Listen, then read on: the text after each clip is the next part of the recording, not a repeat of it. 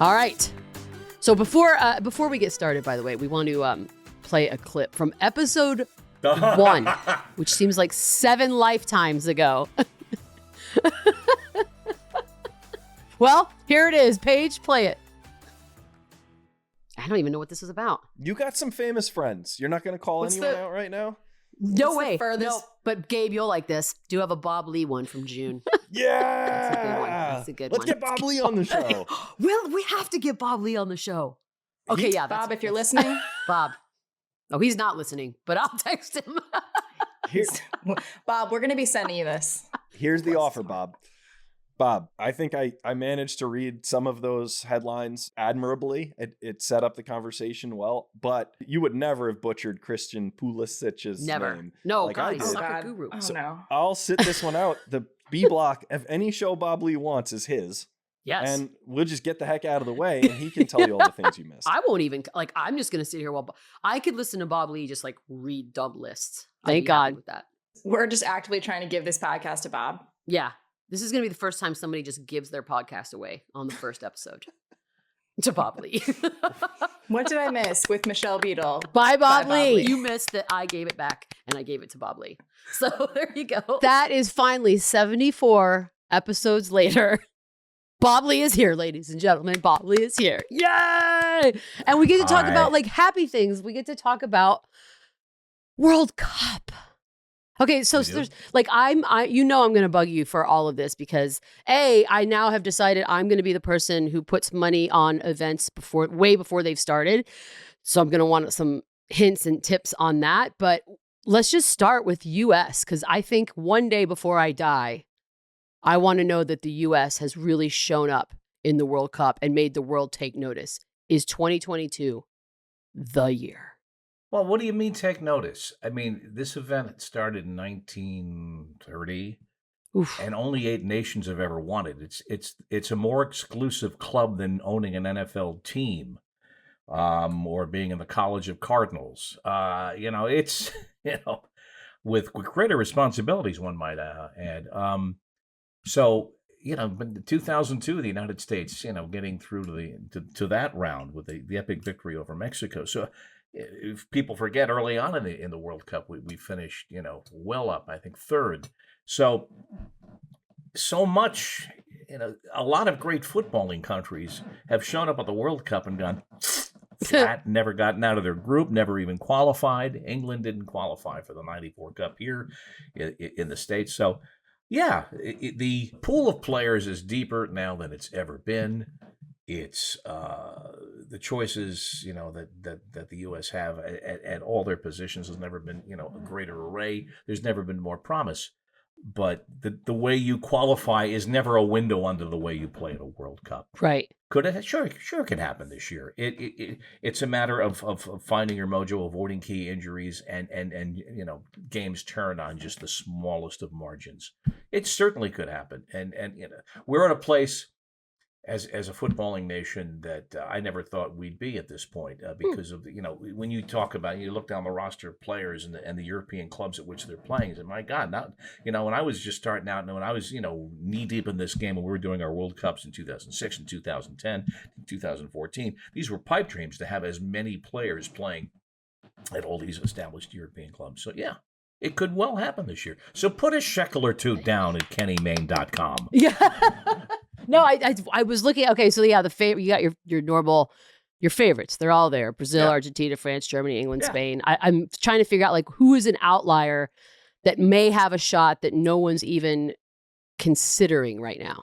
Well, not an outlier, but when we spent over the course of a number of events, I must have spent months sitting next to Roberto Martinez, who I do consider a friend, who's the Belgian national team coach. And how can Belgium, this tiny little nation, almost an afterthought on the map of Western Europe, produce such great players? I mean, they're not an outlier. I would clearly put a little bit of the mortgage money on them.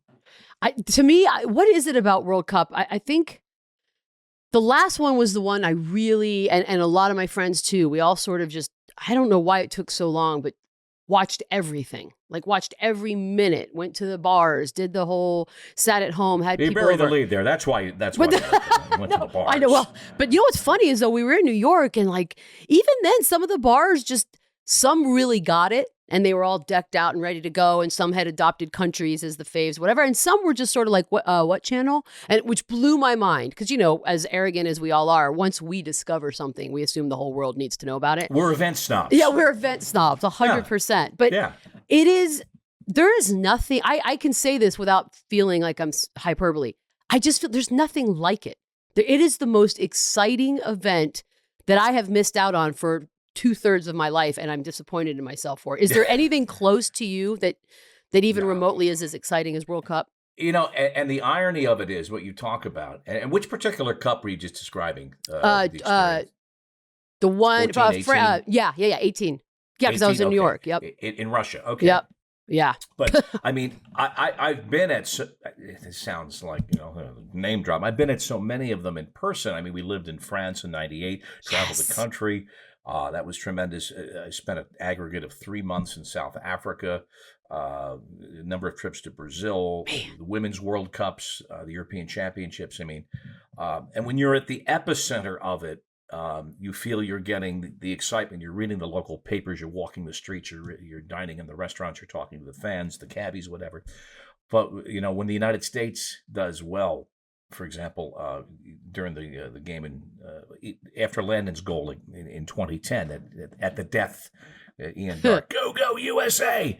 You know, I was hosting that game with Steve McMenamin. England had just qualified to go through to the next round, and within 5 minutes of each other, you know, the United States qualifies. We're hugging each other. Then we have to calm down and then take the throw from the game. As exciting as it was for all of us to be there, then we saw the videos of the reactions of the fans back here in the States, and it's a not uncommon reaction. I've talked to a number of friends I've worked with a number of cups on, and we say that, you know, we miss an important part of the World Cup by being at the World Cup, which is being back here and absorbing that native excitement that's everywhere. So you actually are probably getting a part of the World Cup, an important part of it, that we don't even get being there. Right. If you're 8,000 or 6,000 miles away in the Southern Hemisphere and you do well, it's important, yes, but it's not in the water supply. I remember the morning after Germany destroyed Brazil 7-1, I think was the final in the semifinal. And we were living in Rio for 6 weeks, right downtown on Avenida Atlantica, right in Copacabana. And I would go out every morning for a walk, because you got to stay in shape and you got to keep your energy levels up, because it's you know, everybody on the crew, it's just like being one of the players at a different level. And I would, every morning for 6 weeks, you're out, you get to know the residents who are also out walking. You'd nod, and you know, they don't speak a lot of English and I don't speak a lot of Portuguese, but we would see each other and how you doing? And the morning after that game, you would think that Martians had come down and torn the soul out of this nation, because the people were just looking. It was just, you know, that Brazil, you know. And so to be there in that nation in that moment when they had all this anticipation that built up to that game with Germany, the semifinal, when they got the cup 5 or 6 years earlier, and they were just strafed.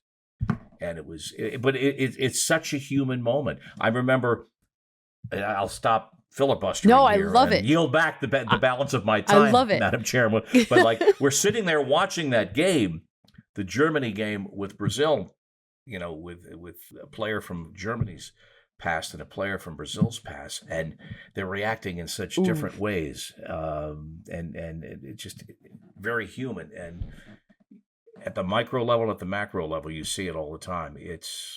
There's no event like it. Yeah, the Olympics have more events, yes, and in gross numbers of yes, but it's not the same. To have one event building all these strands and storylines and personalities, it's great.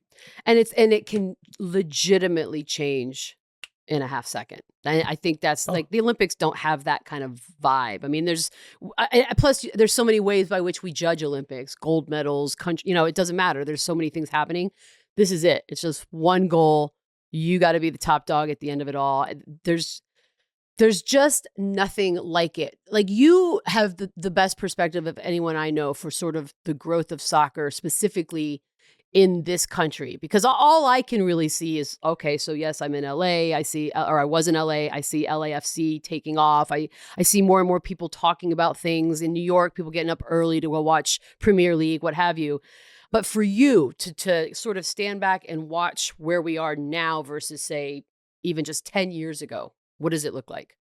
Well, the joke that the men in Blazers, Raj and Davo, talk about is that soccer, the sport of the future, since 1972.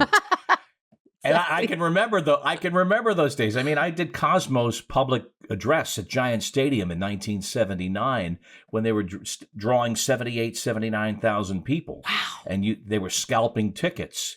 They were owned by Warner Brothers, and so they had a mascot of Bugs Bunny who would walk the sidelines. The guy, What? The guy who portrayed Bugs once got busted for scalping his tickets outside Giant Stadium. Yeah, and then of course the NASL imploded in the early '80s. And not to do a thumbnail history and bore everybody who's not my ancient age, but the franchise values in Major League Soccer, the deal that they just did with Amazon, which is a template for increased revenue, but it just shows you how serious all these new streaming platforms are and how different deals. I mean, and the best thing for MLS in terms of exposure, wanting as where it claims to be a league of choice, and to some extent, it's actually come true. It's a global deal. One of the problems with like baseball is still in the Stone Age when it comes to its broadcast rights. If the game is not on the national package and you don't live within the right, even on my goddamn phone, you can't see that. I want to see my Mets. What are you doing? So it's a global package for MLS, is my understanding of it, at least from reading about it, and so anybody can watch it, and that's important.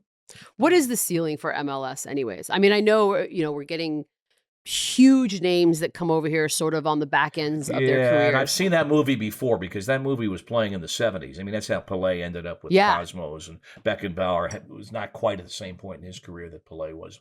So when you see great names coming over, you show me when you're coming over in your prime and the transfer numbers are high. And we're not quite there yet, but very few leagues are at that point. I mean, the money in the English Premiership, and it's not, if you spend too much money, you'll end up like Spain in eternal debt. And you see what's happened to Barcelona. I mean, just the reality of the economics. What's the ceiling for MLS? I mean, they've got to at some point play the international calendar, which means playing through the winter and not playing the summer. You got to get in sync. Okay. I don't know that they'll ever adopt because of the exigencies of American capitalism, promotion and demotion. Wouldn't that be great for baseball? To bring up the top AAA team. Well, that's not going to happen. When you're paying, $4 billion for a team, and we have a crap year and we have to rebuild, and you're not sending me down to the AAA. Yeah, we're not watching anyway. So, but the surest barometer is franchise values, and you see what those teams are going for. I don't have the numbers off the top of my head, but they're multiples of what they were in just the recent past. Oh yeah, they're going fast, and that deal they just did was silly. It's a new template. Silly money. I always laugh when when we talk about we get so caught up in U.S. sports salaries here, and I always try to tell my friends, "Oh, you think that's something? You should go read about soccer overseas because there's rights, the ability to talk." I think, with the exception of a handful of our guys here, the money that flows through Premier League, through all of the different leagues, is astronomical. Yeah, and it's global. And the funniest thing is, the English, they own the language. They had it a few hundred years before we opened shop here, in Virginia, Jamestown, etc.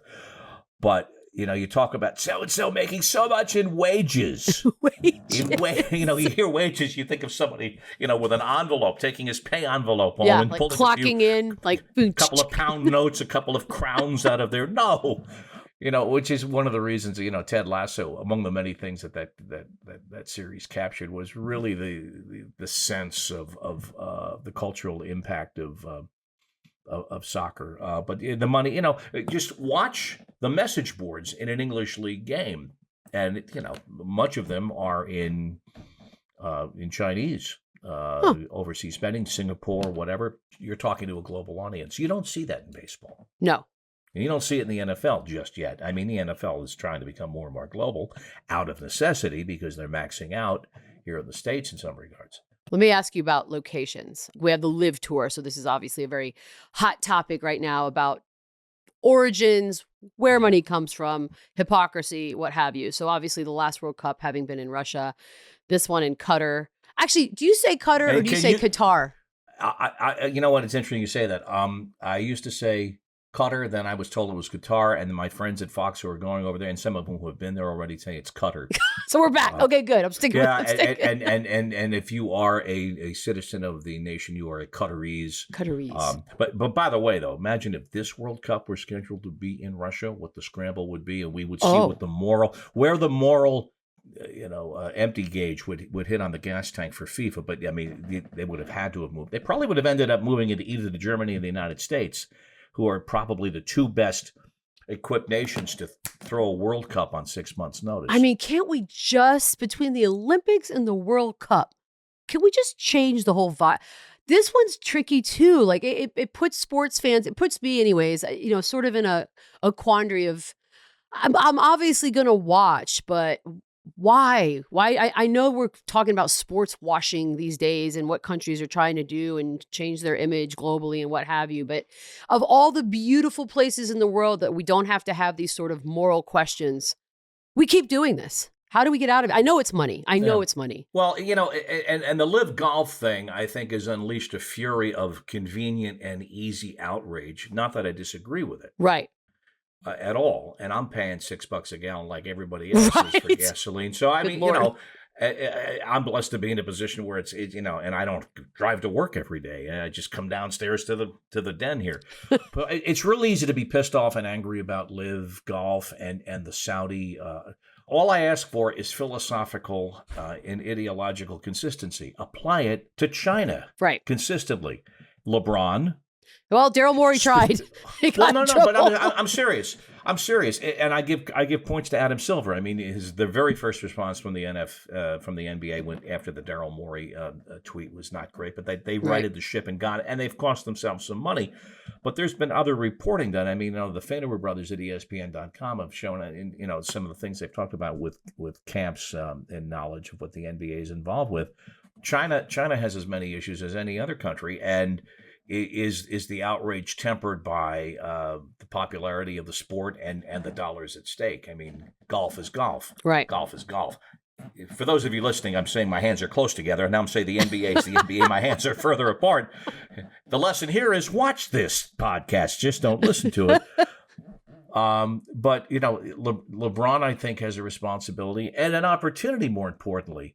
And it's easy for people to come to the conclusion that leading players, at a time when social voice and equity are very much a part of sports, more so than ever before in the last several years, here's an opportunity to make a stand. And if you are a billionaire, you can afford to perhaps make a stand and at least become educated and talk to the fact that, there's no, freedom of speech in China is a very different thing. Freedom of access to the internet is a very different thing. Is there an opposition party in China? Oh, no, not for the last 60 or 70 years. Well, do you think that, are we comfortable dealing with a nation like that and putting it all on the table? And those are questions people need to answer. So if you want to get in a froth about Live Golf, and you have every right to, and are justified in doing that, take a pause, take a deep breath, and look at China, and see. All right, should this outrage or this introspection and this attention extend to the NBA? Do you think it's as simple as it's just not in our face enough, right? I mean, today's athlete is obviously a lot more vocal, a lot more in an activist role, those who choose to be, but they also are doing it on things that are very much in our face. Videos of, cops shooting black men. That is something we all see. We can't argue it. It is there. Versus an issue like China, we don't live there. When those guys go over there, they're going as VIPs. Yeah. They're not allowed to see, the stuff that we're supposed to be mad about. And in order to be mad about it, it would take a significant amount of research and really in-depth studying that, to be honest, I don't think a lot of people actually care to do. Is it just that simple? We just don't know. You're right. I mean, Live Golf. All you have to do is think about what happened to Khashoggi and look at I forget the number of, didn't they execute Right. several dozen, 80 political or criminal prisoners, I should say, in one day this year in Saudi Arabia. So and if you look at the skylines of Shanghai and the great cities of China, they look much like the skylines of Los Angeles from a distance. And so yes, there's nuance and subtlety and thought involved, and that takes work to be an involved citizen. And it's not 140 characters. It's not 280 characters. I'm serious. No, it takes some critical thought. It takes, take some time. Read something besides the headlines. Take some time to get, don't be sitting there watching reality television all day. Just half the day. Just half the day. You do need balance, Bob. You need balance. I know you have that balance in your life. Some day you wear the pumps behind you. No, other days you wear those Birkenstocks. I live in Birkenstocks now. Thanks a lot, COVID. You have changed, haven't you? I've really lost it. The good, happy news is 2026. We will be surrounded by festivities. What do you see? How do you see this all playing out with the game sort of spread out all over the Americas? I'm pumped, but what are you expecting? Well, I think back to '94, which was a tremendous experience. I was there I'd call the Italy-Ireland match at Giant Stadium on one of the hottest. That's a lot of flag confusion, by the way, for people. Well, I'll tell you this. That's a tough one. Look, that's the very stadium I used to work for with the Cosmos. I've called a number of games there when I did some freelancing for the Cosmos in the early 80s.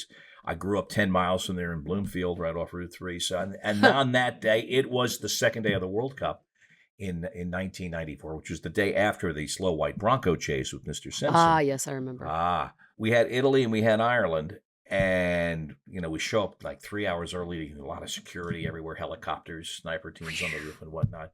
But we're thinking to ourselves, and I grew up in North Jersey. I'm thinking to myself, look, I kind of know the landscape. There were 600 kids in my graduating class in high school. 50 years ago Sunday, by the way. That's a scary number. What? 600 graduates, 400 of their names ended in vowels. So this is North Jersey. I mean, they filmed the last scene of The Sopranos 3 blocks from where my house was. Oh, that's awesome.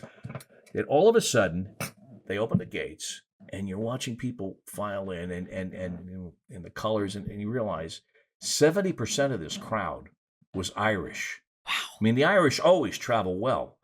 But I don't know how to this day all these Irish fans, and most of them, many of them flying over, got tickets to this game, but they outnumbered the Italians about 2-1. Damn it. And of course, it was a 1-0 game. That was a great month. There were some incredible games. And I think the one thing that they learned, I think, from that cup was the travel distances, because it had travel unlike anything else. Any other World Cup. We take for granted, Brazil had that back in 2014. It's a huge nation compared to other nations that host world. I mean, Qatar, you basically could bicycle from match to match coming up. Yeah, this is a whole new ball game here. So, they've divided up and basically into East, West, and Central. It's still going to be a fair amount. So the travel and the time zones will be an issue. Increased number of teams, but it will be a festival, and I can only imagine what the ticket pricing will be, though. I mean, it's it's gonna be insane. You got to know somebody. You got to know somebody to know somebody. This might be one of those few times where you try to pull in some favors. And even then, who knows? Yeah. By 2026, I will have no friends left. So I feel like I'm going to have to... Are you on that glide scope to zero? Just keep going down. Oh, jeez. Am I still in the number? Yeah, you're still there. You're still... Okay. Bob, do you know anyone anywhere? Get me to the worst game that's even happening. I'm going to take a quick break because I know Gabe wants to jump in and probably tell us. Who? I know. It's just going to be asinine. But I have one thing. If you're not rooting for the U.S., which country do you find yourself pulling for? Whether you knew it or not. It keeps happening. I think that's determined by the storylines that build and the teams that you fall in love with, either by the way they play or the players that they have or the way they've qualified. Listen, you could almost felt the ground shake when Shabalala scored the first goal for South Africa in the opener in 2010. How could you not have rooted for the South Africans? In fact, the last day, they didn't make it out of their group, but they came close. They were playing France. And on the last day of match day for South Africa, I was down in Cape Town interviewing Archbishop Desmond Tutu, one of the great experiences of my life. God, yeah. So he walks in to his office, his Nobel Peace Prize winner, an epic figure on the scale of Madiba, Nelson Mandela. Mandela was the inside man. He was imprisoned at Robben Island. Tutu was on the outside working, his leadership. He walks into the conference room in his office in a very unprepossessing strip mall in Cape Town. Wow. Bishop Tutu is a man of stature, maybe about 5'2", wearing a Bafana Bafana jersey. Our boys, Bafana Bafana, that yellow jersey, and what they call a makarapa, the miner's helmet, which all great South African soccer fans wear because soccer was the black sport at that time in South Africa, rugby the white sport, and the black fans, many of them miners by trade, would go to the matches wearing their helmets, and they're called makarapas, and they would decorate them. In walks a Nobel Peace Prize winner wearing a mining helmet. Great gentleman. I had to ask him, Bishop, if you don't mind, we need to see your face. Could you take it? But that is the passion of the World Cup, where a Nobel Peace Prize winner is wearing team colors like that. It was a great moment. And you were way overdressed. I know you were way overdressed. Good job, Bob. Good job. All right, take a quick break. Gabe's going to come back and just charm us, I'm sure. Oh, I'm sure.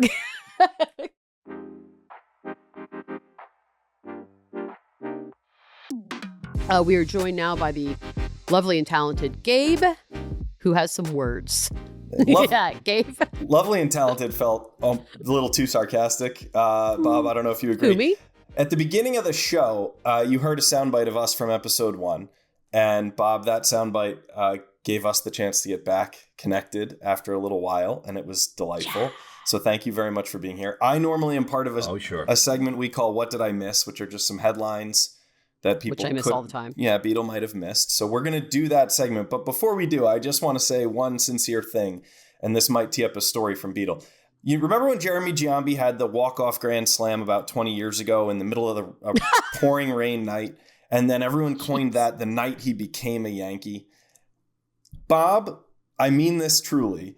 The day that you acknowledged me and Beadle in the newsroom in Bristol was the day I felt like we became actual ESPNers. Until then, we were just literally goofballs. Literally. We were always just not supposed to be there until that day. Well, I mean, we've talked. I'm sure you've told the story in the air about how we had these pods, and outside the lines was sitting over here, and we're dealing with Sturm and Drang and tears and pestilence and locusts, and serious stuff. And it's mere strides away. If I leaned out of my chair and went back like over here, and like you guys are over there talking about, like a little song, a little dance, a little seltzer down your pants. I mean, we were doing songs and dances and games about CSI Miami and going, dun dun, like really, and you're over there like solving the world's problems. Just what are we doing? But I mean, these parallel universes were circling the sun at the same time, and it was you guys were having so much fun, so we would jump in and have a little fun with you. It was the best moment. I mean, we wouldn't take that fun on the air while we're doing some of our serious stuff, but no. Well, we did. It was, it's a long day in the newsroom, and we had fun doing it together. Well, I know it really meant a ton to me to become friends with you while we were there. That's nice. And we'll at the end, the statute of limitations. And since you've left, that friendship is it's been severed. It's over. It's done with. It's all over, guys. It's done. Well, the statute of limitations are up, so you can share any Beadle stories from Bristol that you never got a chance to put out on OTL. But here, my job is to read you a few headlines and get your reaction to them. So, okay, fine. I think you probably didn't miss this. Gronk has retired again. He put out a statement, but he quickly left the door open to come back again if Tom Brady were to call him. So, Bob, my question mainly to you, you know where the bodies are buried. What kind of compromise does Tom Brady have on all of us? Why does this man hold so much power? What is going on? Well, he has as much power as anybody else with a $375 million contract from Fox. God. I just think I think Gronk's playing all of us. He knows exactly what he's going to do. He's going to sit home, make some more Dunkin' Donut commercials, do some acting. more things. Yeah, I remember what was the video he was in when he was drinking vodka out of somebody's belly button. You remember that one? Yes. Yeah, I remember. We were talking. Playing this all. Look, Brady is the greatest. He knows it. If anybody could play to age 50, he's probably the guy that can do it. And as soon as I heard that Gronk was retiring again, he's 33. I said, no, he's not. We know he's not. So then, come on, Caesars, post the line. The over/under on the date. I mean, what's Gronk going to go do? Find a cure for something? No. So, get your ass on the field. Yeah, but hasn't he still banked every NFL paycheck and is living? Yes. He's living on his endorsement money. Which I love. Which only grows exponentially when three goofballs like us spend time on a public forum talking about this shit. It's brilliant. That is the part that sort of throws me for a loop on that one. And so can we're I just enablers, say, but we're having fun with it. We are. Because, I mean, It's our fault we did this. But the $375 million media deal that Tom Brady, that is asinine. I mean, I don't even know what that dude's ever said that has made me go, I can't wait to hear more of that. But 375. The person hasn't been born. No! The person hasn't been born that will drive consistently over time, that will drive you to watch a sporting event. No. George Clooney could be naked, juggling, hold on. talking about football, and I'm still not going to be like, yep, that was worth 375. You're right. Yeah. Okay, fine. You're right. Got it. And by the way, it's weird. It was a weird call for Clooney naked. Maybe Hemsworth. Maybe we're more in Hemsworth territory now. But either way, no. Wow. No. I know it changes everything. Wilkinson to investigate you. Sorry, Gabe. Another story you may or may not have missed. Trevor Lawrence, of course, signed a huge contract when he signed the number 1 pick, and he asked for all of his bonus money to be put straight into cryptocurrency. Well, yes.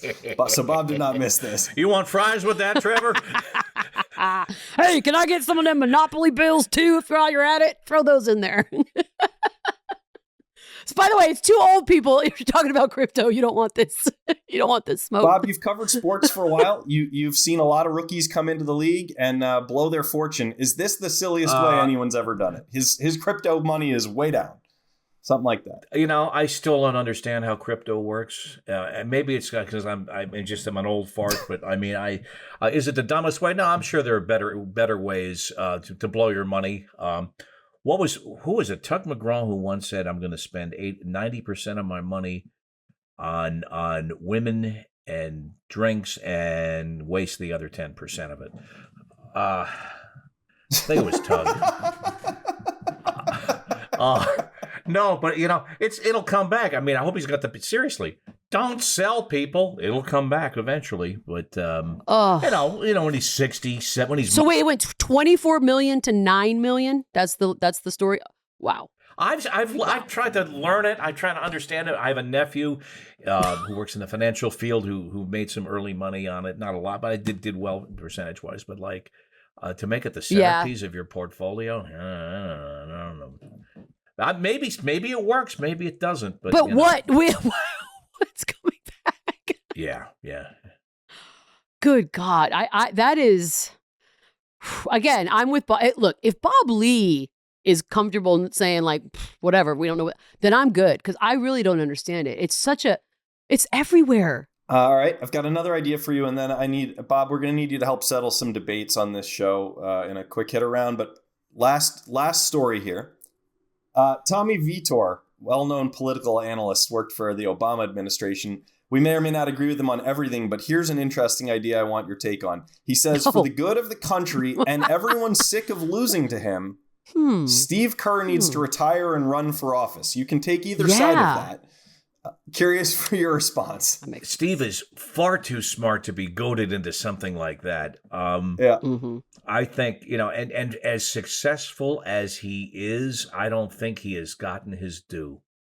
And I don't know that people, I don't know that has anybody ever done a deep dive on what makes Steve Kerr's coaching MO tick and work? I'm not sure that they just know that it does. Do you think it's because he's still so youthful to us and Pop's still going? So they're sort of we're not ready to concentrate on Steve yet, but we will. There is the nature of the NBA. These are by far the best players in the world. I mean, when you percentage-wise, when you look at the number of people playing professional basketball around the world, and this is the very top of the pyramid. The players are so well known. They are so well compensated. They have, in fact, such power at many franchises that to coach fabled football coach come in, like a Mourinho and come in 3 years. Right. You've come in, you've made your changes, you've won your trophy, then you've worn out your welcome, and that's 3 years and you're done. But to do that in the NBA consistently with all the variables in play, I think it's astonishing, because I think it takes a unique. The last thing it takes is X's and O's. It's I follow my Mets game by game. I watch my former colleague at ESPN, Buck Showalter, and read every day on The Athletic. They have great franchise coverage there, and watch. The key is what you don't say. The key is empowering people and letting people find their way. And it's a long season. It's half as long as a baseball season in the NBA, empowering people. And tonight's game is not the most important game. That's coming in June. Yeah, it's a juggling of personalities, I think, more than anything. And he's got some good ones. So yeah, that's a skill. We're at a point now where Steve Kerr might be the most accomplished basketball person in history. Because he won how many? 5 rings as a player, now 4 as a coach. He's probably going to win a few more. Who else has done that? Let's what's the area code for Montana? You want to call Phil? Yeah, okay. Excuse me, Mr. Russell, who never lost a game 7. Never lost a game 7. I mean, I've been fortunate to meet a lot of people. You don't go gaga off at the first time I met Bill Russell, and it was in a green room at a I think an ABC ESPN event. It's like, wow. And we chatted for a few minutes. Like, the guy's epic, and everything that he stood for off the court as well. Now I'm showing my age here, but No, because when you say that, I was thinking when you were talking about the Cosmos, the most starstruck I ever was at ESPN, the person I was most excited to meet was Pele. That was the one that I was like, I genuinely felt like I'm next to greatness. And that was it. And I wanted my picture with him. I was like, I want everything, like all of it. I remember he came in with a full linen suit, 2 phones, spoke 4 languages. I was just like, yeah, this is everything I wanted him to be. And then some. I've got footage. Yeah, I've got footage from the 1998 World Cup. We're calling a game in Nantes, open air little pod. There's 3 of us there, myself, Seamus Mallon, and Mitch Green, my producer. And Mitch is on his video camera, and he zooms over, and like 4 feet to our left, Pelé is calling a game for the Brazilian. Oh. Wow. It's like everything else doesn't matter. I'm calling a game next to Pelé. It was a great game, too. It was Brazil-Denmark. Yeah. God, yeah, that's the big one for me. Oh, sorry, Gabe. We went down memory lane.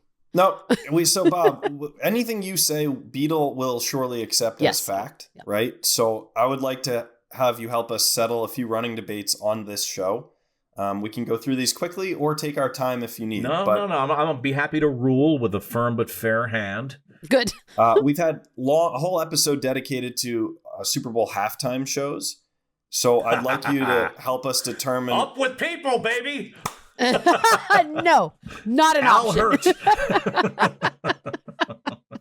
Who was the greatest halftime performer ever, and why was it Bruce Springsteen? Well, that's right. You're right. And I remember we broke the story the morning of on SportsCenter. They had been rehearsing in deep secrecy on the west side of New York and in Manhattan. It had to be 12 minutes and 10 seconds or some obscene, right to the second, right? But the set list was a closely kept secret, and somebody tweeted it. Nobody really picked it up, but at the end of SportsCenter, the morning of the SportsCenter, we've got the set list, and there it was. I think we were the first to come out with it there, and I think we also put Nils Lofgren on the injured list because he'd had his hip replacement, but which I said, it's impossible. Nils is so hip to begin with. Why would you replace that?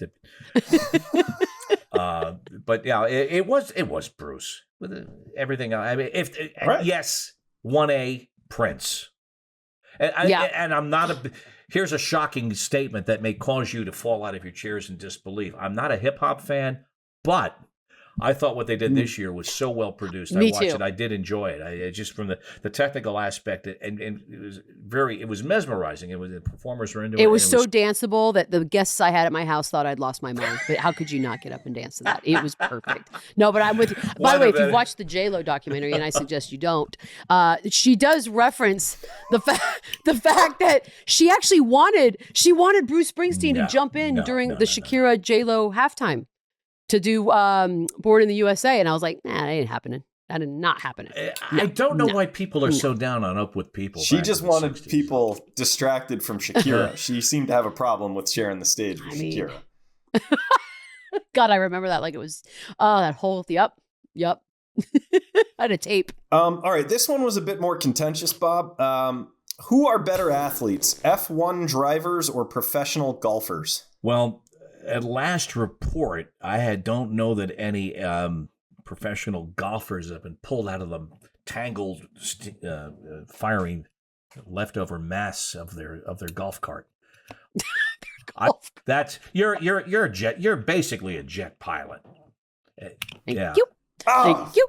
I mean, as somebody who used to drive I-95 in Connecticut all the time. Thank you. Your in the adrenaline is left-hand out lane of where this 80 is the world. median speed, and the cops let you do it. And then this was before the pandemic. Thank you.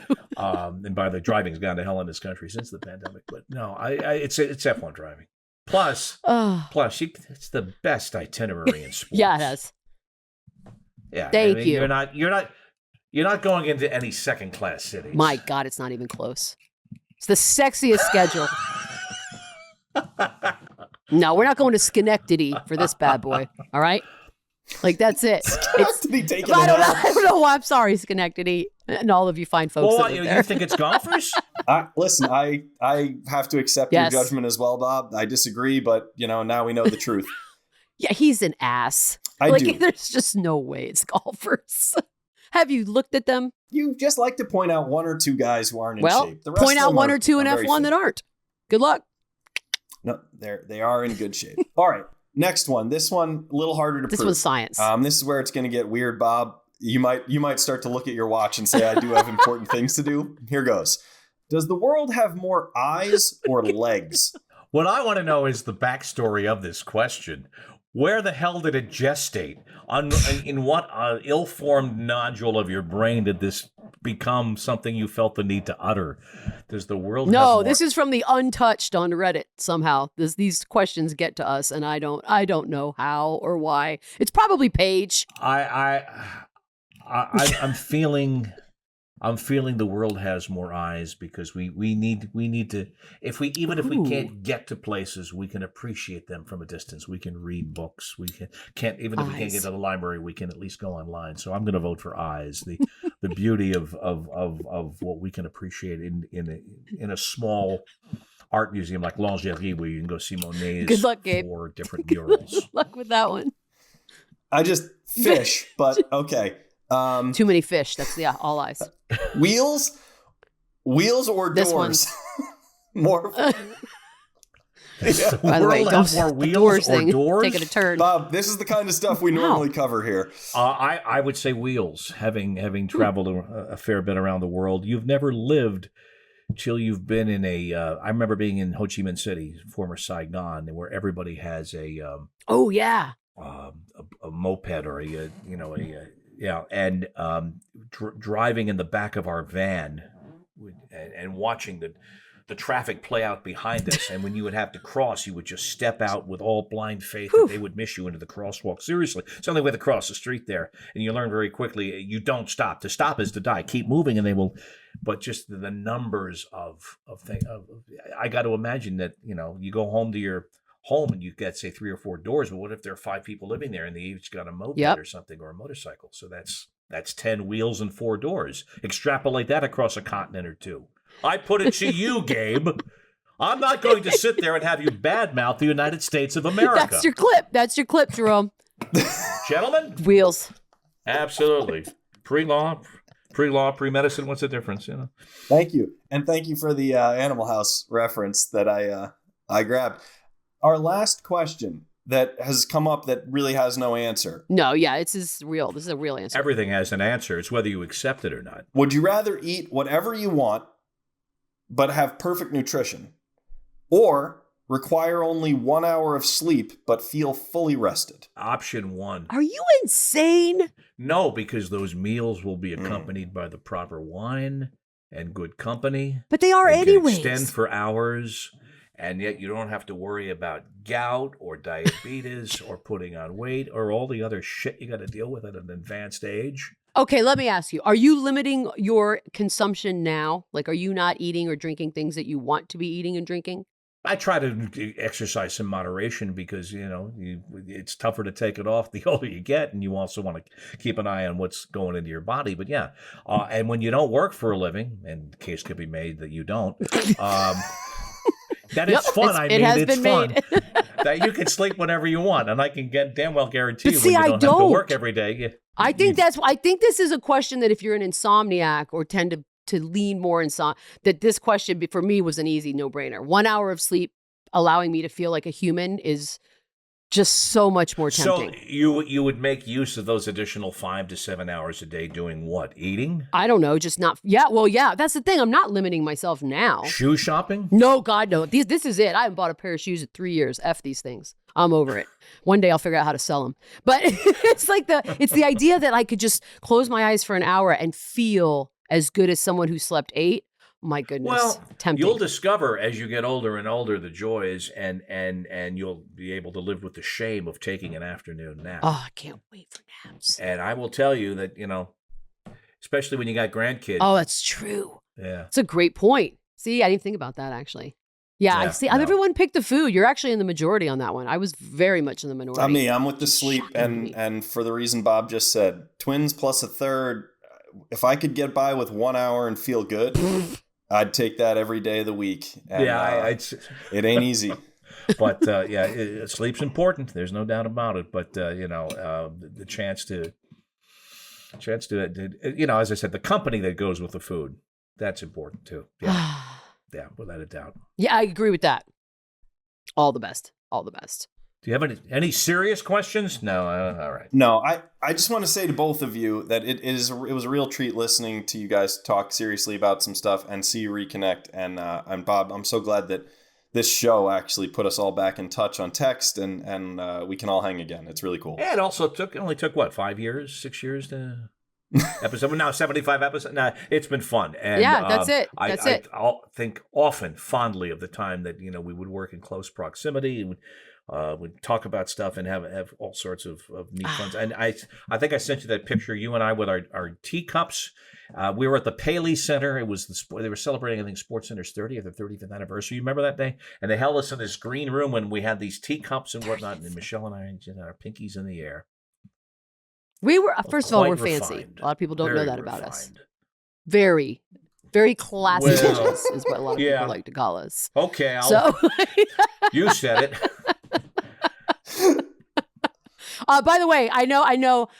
Will you commit? And I love that we have the optimism that there will be an episode 148. But would you commit to 148 sure, if there is sure. one? If I'm on the right side of the dirt and still drawing breath and all these unlimited meals that apparently I'm now able to consume has not condemned me to a life of horrible health. Yeah, absolutely. I'm gonna go eat 75 powdered donuts right now. Well, you're running to Gronk at Dunkin'. God bless him. 70 mil, hasn't spent a penny. I love that guy, kind of, sort of. Bob, you're the best. At least you didn't put it into crypto. No. Is that smart, right? He probably put it into some bizarro alcohol bet, like some sort of company that's going to end up blowing up. He's going to win no matter what he does. It's almost accidentally, really. And that's what makes it funny. He's not yet old enough. In 2 more years, he'll be old enough to be president. Chew on that. Okay, well, that's a great place to end this. Thank you. Like, that's... You know what? Wouldn't even surprise me. That's fine. Considering the journey we've taken in the last X years, why not? I don't see why not. President Gronk. Oh my God, I love it. It's Idiocracy Part 2. I'm in.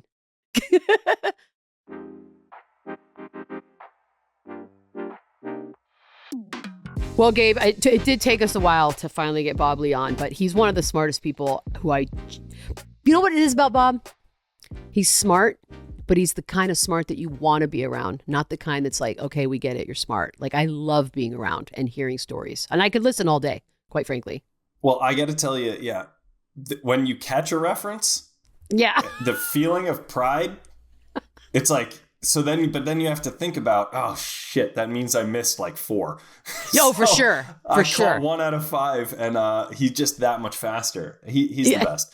And I meant what I said, and we've talked about this offline, and like, it really, it gives me shivers still to think about. Like, I was always self-conscious of the fact that the person sitting nearest me, other than you, was Bob Ley. Oh, for sure. And that I was acting like a total jerk in the Bristol newsroom, and he must have requested moving like 10 times. And then to find out, no, he kind of actually enjoyed what we were up to and then became like a real part of the fun. Like, that's still the story I tell first about Bristol. Because the thing about that, so here, full disclosure, I wasn't a huge like ESPN consumer before I got hired there. Like, I watched sports, but I didn't watch a lot of like the other sort of stuff, the other shows that go along with it. But I was very aware of who Bob Ley was. And so I remember just being mortified because the newsroom is a fairly big space. They could have put us anywhere. And it was almost as if on purpose, they put us next to the most serious program on the network. And here we are, this fledgling, who knows if we're going to make it. We might get canceled any day. And it was just, the day he chimed in with his sound effect on his iPhone was, I believe it was the day, all of us, I think we were running around high-fiving. Like, Wit, everybody. It was a big moment for us. It's a big we had arrived. It was. And we didn't all last long as a unit. We sort of peaked there and quickly fell back. Yeah. For sure. But no, I mean, and I think sometimes I can say this, maybe you feel differently. The longer it's been since I worked in Bristol, the more I do actually think about how unbelievably talented almost everyone there is. And, you run into some duds and some people you don't agree with. But like, you walk through a hall and you're like, you walk by Bob and then you bump into Trey and there's Schlereth. And there's a bunch on the rare Kenny. Occasion. Yeah, when Kenny Mayne would make an appearance, you're like, oh, yep. There's Kenny, and then you get on the hall and you're heading past radio and you bump into Van Pelt and Rosillo and you get down to the studio. Like, that was just, we were so lucky. And it was a good time. Yeah. Like, I'm sure everybody would say that the time they were there is the best. A lot of those people are wrong, and that's okay. They don't know that. But I do think that our time there, that window was a pretty damn good window. The only window that I could see people arguing would be the one right before us, like the Rich Eisen, the Oberman, Patrick. Like, that sort of was a big, iconic stage for everybody. But yeah, I loved walking around. We had a good group, so... And I just love that Bob Ley was next to us. Our luck, his bad luck, but it all worked out. God, that's awesome. Bob Ley. All right. Well, it was cool hanging with you, Beats. Thanks for letting me be part of that. Of course, dude.